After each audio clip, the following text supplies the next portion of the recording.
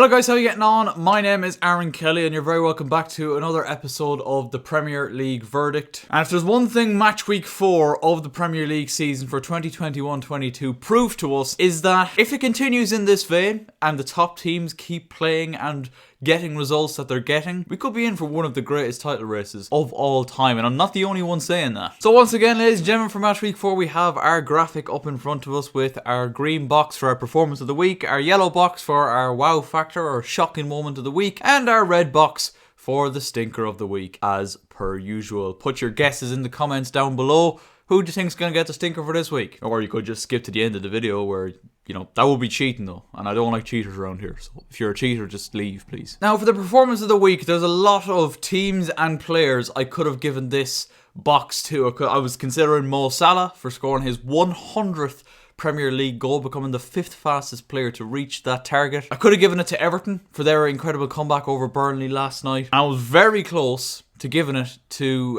Odsonne Edouard, who, with I think 5 touches of the football, scored twice on his Crystal Palace debut over Tottenham. And you know, I will get into that game. Trust me, if you know how this series works, I'll get into that game later on down the line. And don't worry, Palace fans, I'll be sure to give them the absolute credit they deserve for an unbelievable performance. But our green box for this week, I'm going down the bias route. I'm going to give it to Romelu Lukaku. Big Rom scored twice as Chelsea absolutely smashed home a 3-0 victory over Aston Villa at Stamford Bridge on Saturday evening. And it wasn't even the best performance. And that, I think, is one of the most encouraging things. Obviously, mediocre enough performance isn't encouraging at all, but it's the fact that Chelsea weren't at their best and still won by such a comfortable margin. Do you know what I mean? Lukaku scored the first and the last. In between that was a brilliant Mateo Kovacic goal after a mistake by Tyrone Mings. And I think one thing that this weekend showed us is that Romelu Lukaku is going to be so important to Chelsea if we're going to mount a serious title charge this season, because our top scorer last season, I know last season was unbelievable. It was a season to remember, winning the Champions League,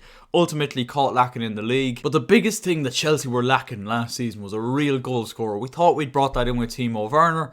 It proved to not be the case. With Romelu Lukaku, you're bringing in a man who is one of the most deadly strikers in Europe, and he's proven it so far. 3 goals from his first 3 games in a Chelsea shirt, and you really can't ask for much more than that. Like, that second goal in particular was an absolutely ridiculous strike into the top corner, and Chelsea have a real winner on their hands here. And if Lukaku can get 20-25 goals this season, it's going to go a long way to getting Chelsea back to the point where they need to be, which is winning Premier League titles. In that game as well, I also got to give a shout out to Mateo Kovacic, who obviously got the second goal. He was absolutely unbelievable, ran the game from the middle of the park. And Edouard Mendy, when the game was at 1-0, makes a couple of unbelievable saves. First from Tyrone Mings, then with Ezri Konsa on the follow-up. He saved us on a couple of occasions. Saul Niguez obviously made his Chelsea debut, and it didn't go so well for him, hauled after the first half. But I've no doubt things will get better for Saul. I think he's too good a player really to be an absolute flop. I think it will take time for him to adapt to a new league. You could definitely tell Saul in this game, there was a couple of times he gets on the ball, gets caught on it, just caught sleeping, loses it, gets the ball nicked off him, having his pockets picked throughout the whole game really. And it's obviously that physicality and also that lack of time on the ball that he wouldn't have been used to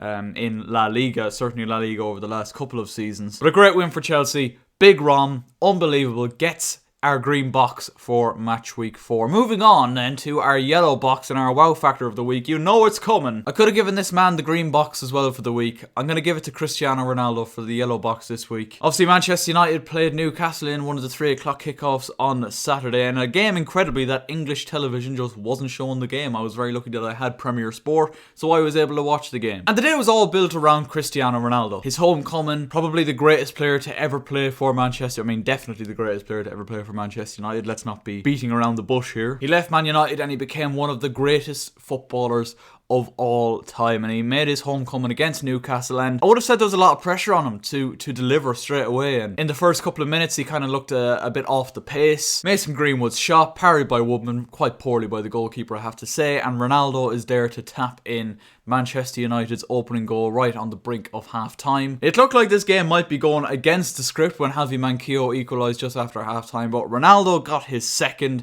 to make it 2-1 to Manchester United, and I really did think they would kick on from that point, and that is exactly what they did. Ronaldo got his second, Bruno Fernandes got a third for Man United, and Jesse Lingard made it 4-1 to Manchester United and put them top of the table on goal difference. And similar to Chelsea, look a real threat. And Ronaldo just gives them that extra edge, doesn't he? Like, I think they had Edinson Cavani last season. He was struggling with injuries, but I think if he was fully fit, he still would have got them goals. But Ronaldo just brings that something different. Because it's Ronaldo, everybody's looking up to him. Everybody's thinking we need to reach his standards. And that's what I heard. I think it was Lee Grant or someone talking about how Ronaldo's diet has actually rubbed off on the other Manchester United players, and that is actually something very much like incredible to see that this man has such power and such influence already after coming in. But obviously it's Cristiano Ronaldo, so he's obviously going to have that sort of authority. Everybody's going to look up to him, and that is very much the case. And again, similar to Chelsea, I didn't think United were at their best until Ronaldo got his second. And then you could see United were far more comfortable playing the ball. Nice tiki-taka stuff. That fourth goal was testament to that Jesse Lingard goal. Great win for United. Them, Chelsea and Liverpool all keeping the pace. Obviously, Liverpool beat Leeds United, but that game was very much overshadowed by a horrific Harvey Elliott injury. I hope the lad gets well soon, because that was an absolutely horrific injury. And to have it at such a young age,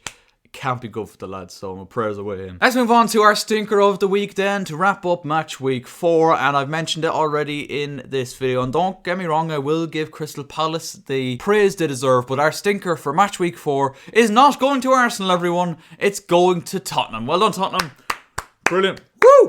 Well done. You really smashed it this week. You know what's bad? When I watch the opening game of the Premier League weekend and I see a team lose and I go, right, stinker of the week, there you go. But Tottenham managed it. They lost 3-0 to Crystal Palace, and to be honest, the scoreline was fully reflective of the way the game was going. Look, there was a red card to Jaffa Tanganga in the second half, but really, even when it was 11 against 11, Tottenham were very, very poor. Ben Davies handballed it in the box. Wilf Zaha stuck away the penalty to make it 1-0 to Palace. Then 2 from Odsonne Edouard. Obviously came off the bench for Benteke. As I said, took very few touches. I think I heard it was something like 5 or 6 touches in the whole game, and he got 2 goals. Absolutely unbelievable from Odsonne Edouard. Could have easily warranted him getting performance of the week, but Palace were absolutely brilliant. And any previous doubts I had over Patrick Vieira kind of went away after this game, because Palace fully dominated, and unlike other seasons when they're dominating games, Palace were able to score. And it was really only when Edouard came on and when Tanganga got sent off, they really took the